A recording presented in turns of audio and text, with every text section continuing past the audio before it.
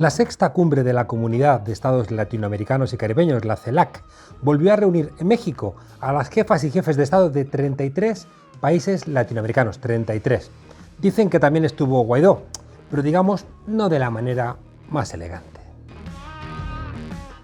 Una cumbre marcada por el eterno debate bolivarianismo o monroísmo, respeto a la soberanía nacional de cada país o seguir siendo el patio trasero de los norteamericanos, gobierno para las mayorías o para las élites, CELAC o una OEA al servicio de los Estados Unidos. Excluidos por voluntad propia los tres países más alineados con Washington, es decir, Brasil, Colombia y Chile, que obedecen al mandato de que las relaciones con los Estados Unidos deben ser bilaterales. La defensa de la doctrina Monroe correspondió a los presidentes neoliberales de Uruguay y de Paraguay. Mi presencia en esta cumbre en ningún sentido ni circunstancia representa un reconocimiento al gobierno del señor Nicolás Maduro. Al margen de provocaciones y faltas clarísimas de diplomacia, la victoria en esta cumbre cayó del lado de los que están defendiendo una América Latina más unida, más solidaria, emancipada del imperialismo americano. Imperialismo, un concepto que parece viejo, pero que es indispensable para poder explicar el continente. Aún más después del sonado fracaso de la OEA con el golpe de Estado en Bolivia, o el apoyo de Almagro a la invasión de Venezuela a través de Cúcuta, en Colombia. El discurso de López Obrador en la apertura de la CELAC fue una continuación del que lanzó el Día Nacional de México, el Día del Grito, en presencia del presidente de Cuba, donde expresó la necesidad de una unión latinoamericana genuina, donde nadie sea lacayo, dijo, de nadie. Construir en el continente americano algo parecido a lo que fue la comunidad económica que dio origen a la actual Unión Europea. Y por supuesto, todo en nombre de la dignidad, que más allá de la opinión, dijo López Obrador, que nadie tenga sobre el régimen cubano, queda claro que quien representa la dignidad ha sido la isla. Y que ningún gobierno se arrogue la facultad de someter a otro país bajo ningún motivo, causa o pretexto. La declaración final de la cumbre es aún más explícita. CELAC insta a Joe Biden a retirar el bloqueo a Cuba. La Comunidad de Estados Latinoamericanos y Caribeños exigiendo al presidente del país más poderoso del planeta acabar con el bloqueo comercial, económico y financiero que tanto dolor está causando al pueblo cubano. Definitivamente, algo está cambiando en el continente americano. Soy América Latina, un pueblo sin piernas, pero que camina. El que no quiere a su patria, no quiere a su madre. Soy América Latina, un pueblo sin piernas, pero que camina. Oye, un continente que empieza a despertar de su letargo. Más allá de los gobiernos de Alberto Fernández en Argentina y de López Obrador en México, que son los motores progresistas ahora mismo en la región, en los últimos tiempos hemos visto cómo la capacidad de movilización del pueblo ha llegado a provocar rupturas institucionales y cambios que hace prácticamente un par de años parecían imposibles.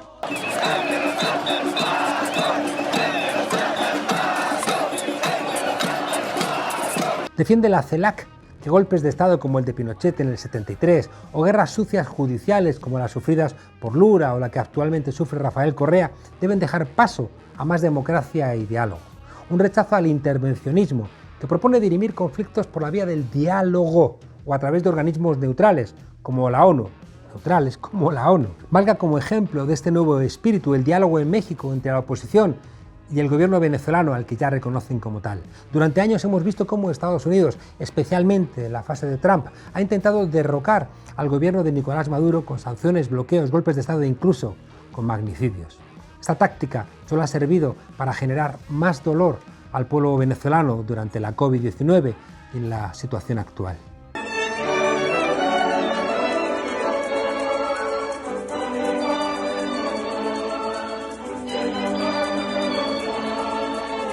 Las conversaciones de México han logrado desbloquear la situación, generando ilusión y esperanza.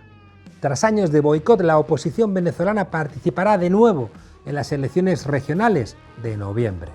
Y creo que el diálogo puede ir bien. Vamos a tener unas elecciones importantes el 21 de noviembre a gobernadores y alcaldes. Participa toda la oposición. Hay 100.000 candidatos Yo no sé si esto pasa en muchos regímenes autoritarios, ¿no? Dicen que el mayor amigo de la verdad es el tiempo. Las mentiras que tanto sufrimiento han provocado en el continente latinoamericano empiezan a desplomarse como fichas de dominó. Lo hemos visto en distintos países del Cono Sur. El Supremo de Brasil reconoce, tarde pero reconoce, que Lula da Silva fue juzgado por un juez parcial y anula su condena.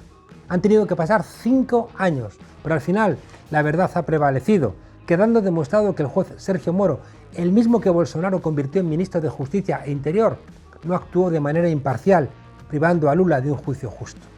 Anulada la condena, las encuestas sitúan a Lula da Silva otra vez como favorito para ganar las elecciones presidenciales de 2022. Eu não tenho mágoa de ninguém. Eu tenho vontade de provar que este país pode ser muito melhor a hora que ele tiver governo que no minta tanto pelo Twitter como Bolsonaro mente.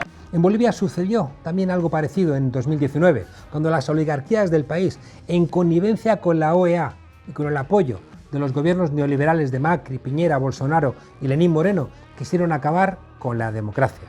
Las famosas injerencias que quiere erradicar la reciente cumbre de la CELAC. Almagro acusa a Morales de fraude electoral y de intentar un autogolpe. La Organización de Estados Americanos, la OEA, una vez más jugando a ser juez y parte, incendiando en vez de conciliar, hasta que Evo Morales, con el fin de evitar un baño de sangre y también salvar su vida, tuvo que coger un avión rumbo a México. Por cierto, luego supimos que incluso intentaron tumbar el avión en el que volaba. Militares de Bolivia intentaron tumbar el vuelo de Evo Morales en 2019, según fuentes de la Secretaría de la Defensa Nacional durante el despegue. Y cuando casi alcanzaban 1.500 pies, el piloto mexicano pudo observar una estela luminosa similar a la de un cohete y tuvo que efectuar un viraje para evitar el impacto. Afortunadamente los golpistas no se salieron con la suya y un año después el pueblo boliviano volvería a poner a cada uno en el sitio que en democracia les merece. Hemos recuperado la democracia y hemos, sobre todo los bolivianos, recuperado la esperanza. El levantamiento de los estudiantes en Chile y el logro de la constituyente demuestra que el pueblo ha perdido en ese país el miedo y exige democracia. La marcha más multitudinaria de Chile cierra la semana de movilizaciones que ha cambiado el país. Aquel estallido social que comenzó con una subida del metro culminaría el 25 de octubre del 19 con la marcha más grande en la historia de Chile. Más de 1 millón de personas abarrotando las calles de Santiago desde la avenida Providencia hasta el Palacio de la Moneda. No son 30 pesos, decían los jóvenes, haciendo referencia a la subida del precio del metro, son 30 años. El resultado, un año más tarde, el 25 de octubre de 2020, se produce un plebiscito nacional y el pueblo chileno aprueba por abrumadora mayoría, el 78,28%, iniciar un proceso constituyente para redactar una nueva constitución que sustituya la promulgada por el dictador Augusto Pinochet, con espacios reservados a mujeres y a minorías, de una manera inédita en la historia del país. Un anticipo de lo que podría suceder en las próximas elecciones del 21 de noviembre, un vuelco a la izquierda como el que se produjo en Perú el pasado mes de junio. El Perú tiene una política exterior nacional autónoma, democrática, social y descentralizada. La llegada a la presidencia de Pedro Castillo es una gran victoria política de las fuerzas populares y progresistas peruanas agrupadas en torno a un humilde maestro de izquierdas, sin asesores de imagen, sin agencias de publicidad, sin granjas de bots, sin apenas presencia en Internet. Pedro Castillo se impuso a las élites locales y a los medios de comunicación hegemónicos. Acabó así con 3 décadas de corrupción ultraneoliberal. Los últimos 5 presidentes del país, Fujimori, Alejandro Toledo, Alan García, Ollanta Humala y Kuczynski, encarcelados, investigados, prófugos de la justicia, incluso suicidados. Por cierto, lo del suicidio de Alan García se convierte en una metáfora terrible. Se suicidan los pueblos que votan engañados a sus verdugos. Por cierto, Vargas Llosa, el inefable Vargas Llosa, no dudó en ofrecer su apoyo y pedir el voto para la corrupta Fujimori. Todo un premio Nobel apoyando a la corrupción en Perú. Igual, le retiran el premio Nobel por conducta indecorosa. Urgente política decente. Y en el núcleo de todos estos cambios esperanzadores, el pueblo. No puede ser de otra manera. Solo el pueblo salva al pueblo. Los movimientos sociales están jugando un papel fundamental en este proceso de transformación. La semilla que plantaron organizaciones como las Madres de Mayo han ido germinando en otros movimientos. Hoy miramos el continente y vemos a la Vía Campesina, la Marcha Mundial de las Mujeres, los foros sociales. Esto no significa que las cosas sean sencillas. En las recientes elecciones primarias en Argentina, el Frente de Todos recibió un duro golpe, seguramente por no escuchar más atentamente lo que estaba diciendo el pueblo, a veces en voz alta. Parece que en los salones de gobierno, a menudo incluso cuando gobierna la izquierda, hay un blindaje frente al ruido. La solución del problema de los argentinos no está en que nos dividan, está en que estemos más unidos que nunca para hacer frente a lo que hace falta. No hay que mentirle más a la gente. No hay que mentirle más a la gente. Igualmente en Nicaragua hay muchas cosas que no terminamos de entender. Nicaragua es evidentemente un apoyo geopolítico en la región frente a los intentos de Estados Unidos y de sus aliados para controlar el continente. Igualmente las cifras económicas del país explican el apoyo que expresa el gobierno sandinista de Ortega y Murillo. Entonces, ¿por qué esa persecución de la oposición? Hay algo que no se entiende en la gestión de Nicaragua, pero no nos engañemos. Seguramente le va a corresponder a los gobiernos progresistas de la región entender esos problemas y ayudar a la búsqueda de una solución. Pero lo que no caben son los argumentos de la derecha, porque ni a ellos ni a sus medios de comunicación les interesan nada los derechos humanos. Cada día se sigue asesinando a gente en Colombia. Aparecen en cunetas esos jóvenes que han dado la cara en la primera línea. Más de 900 líderes sociales asesinados, 900 desde 2016. Solamente en 2021 llevamos 72 masacres con 258 víctimas.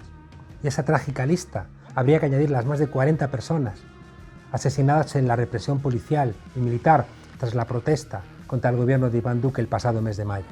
Por cierto, Iván Duque homenajeado por el gobierno de Pedro Sánchez, pese a las quejas de los movimientos sociales y la oposición de Unidas Podemos. ¡Están matando en Colombia! El continente latinoamericano, como dice el periodista Pedro Brieger, está en disputa.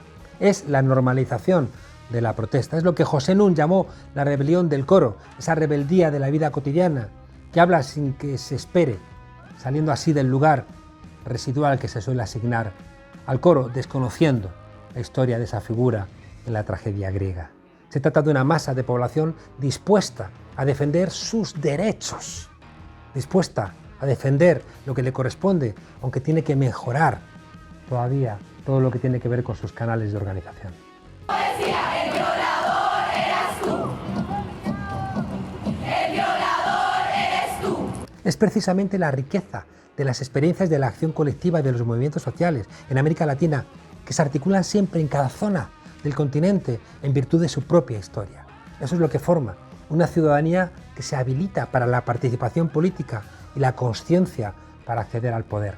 Más allá de vaivenes electorales, estas organizaciones populares se basan en una mirada regional solidaria. Son escuelas de la fraternidad y son, por supuesto, la cantera de cuadros políticos a los cuales hay que escuchar con mucha atención. El pueblo unido jamás será vencido. El pueblo unido jamás será vencido. Para Estados Unidos el escenario es terrible. Al norte, México, con un desobediente López Obrador.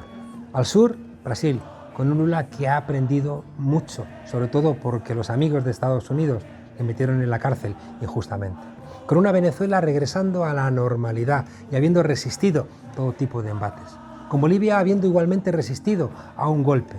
Con Argentina gobernada por el Frente de Todos. Con Chile virando de una constituyente en marcha. Con Cuba, que sigue representando la dignidad de quien no se deja pisotear.